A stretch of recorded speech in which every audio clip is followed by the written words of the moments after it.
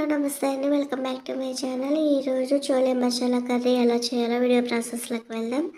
ఇది రైస్, రోటీ, బిర్యానీ, పులావ్ ఎందులోకైనా బాగుంటుందండి. రొటీన్గా కాకుండా ఇలా కొత్తగా ట్రై చేయండి, చాలా బాగుంటుంది. దీనికోసం ముందుగా నైట్ అంతా కూడా శనగలు నానబెట్టుకొని మార్నింగ్ వాటర్ పంపేసి చూపిస్తున్నాను. వీటిని పక్కన పెట్టేసుకొని ఒక మిక్సీ జార్ తీసుకొని పక్కించి అల్లం ముక్కలు, 5-6 వెల్లుల్లిపాయ రెబ్బలు పొట్టు తీసి వేసుకున్నవి, అలానే 3 టేబుల్ స్పూన్ల ఎండు కొబ్బరి ముక్కలు వేసుకొని 3 పచ్చిమిర్చి తుంపి వేసుకొని కొద్దిగా వాటర్ వేసి ఇట్లా పేస్ట్ లాగా చేసి దీన్ని పక్కన పెట్టేసుకుందాం.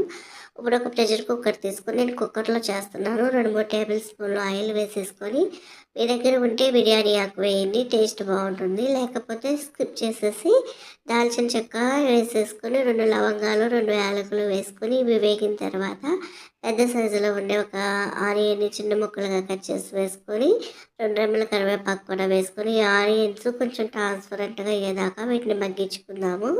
సో చూడండి, ఈ ఆనియన్స్ కొంచెం ట్రాన్స్పరెంట్గా మగ్గాలి. ఇలా మగ్గిన తర్వాత మనం ముందుగా మిక్సీ పెట్టుకున్నాం కదా పచ్చిమిర్చి పేస్ట్ని, అదంతా కూడా వేసేసుకొని పచ్చివాసన పోయేదాకా వీటిని బాగా ఫ్రై చేసుకుందాం లో ఫ్లేమ్లో పెట్టేసుకొని. ఇప్పుడు మీడియం సైజులో ఉండే 3 టమాటాలు తీసుకొని చిన్న ముక్కలుగా కట్ చేసి వీటిని పేస్ట్ లాగా చేసుకొని పక్కన పెట్టేసుకుందాము.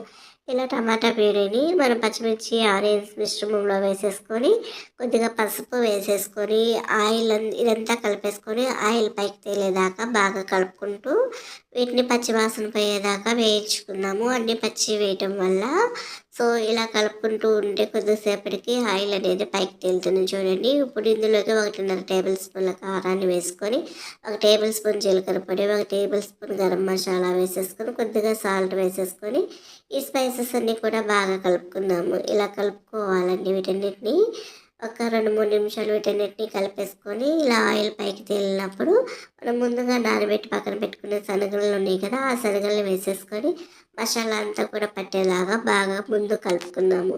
ఇలా కలుపుకున్న తర్వాత మనం కప్పుతో నానేసాం కదా, కప్పుతోటి 2 కప్పుల వాటర్ పోసుకొని కొద్దిగా సాల్ట్ వేసేసుకొని వీటన్నిటిని బాగా కలుపుకొని సాల్ట్ వేసేసుకున్నాము. వేసుకున్న తర్వాత కలిపేసుకున్నాక 2 కప్పుల వాటర్ పోసుకున్నామండి. 2 కప్పుల వాటర్ పోసేసుకొని మీకు ఇక్కడ ఉప్పు కారాలు సరిపడియో లేవో చెక్ చేసుకోండి. సరిపోతే ఓకే, లేకపోతే వేసేసుకోండి. ఇప్పుడు ఇదంతా కలిపేసుకున్న తర్వాత దీన్ని మీద మూత పెట్టేసి మీడియం ఫ్లేమ్లో ఒక 5 విజిల్స్ రానిద్దాము. అప్పుడే ఇది బాగా ఉడుకుతుందనమాట. మీడియం ఫ్లేమ్లో 5 విజిల్స్ వచ్చేదాకా స్టవ్ను మాత్రం లో ఫ్లేమ్లోనే ఉంచుకోవాలి. 5 విజిల్స్ వచ్చి ఆవిరిపోయినాక చూపిస్తున్నాను చూడండి, చక్కగా ఉడికిపోయింది కదా. ఇప్పుడు ఇందులోకి కొద్దిగా కొత్తిమీర చల్లుకొని ఈ కొద్దిగా గ్రేవీగా ఉండాలి అనుకుంటే ఒక 2-3 నిమిషాలు మనం పొయ్యి మీద పెట్టేసుకుంటే కొంచెం చిక్కపడుతుంది అనమాట. ఈ కొత్తిమీర వేసి కలుపుకున్నాక ఒక 5-10 నిమిషాలు పొయ్యి మీద పెట్టేసుకొని స్టవ్ ఆఫ్ చేసేసుకొని పూరీల్లో కానీ చపాతీల్లో కానీ దేంట్లోకైనా బాగుండే చోలే మసాలా కర్రీ రెడీ అయిపోయింది. వీడియో నచ్చితే లైక్ అండ్ షేర్, సబ్స్క్రైబ్.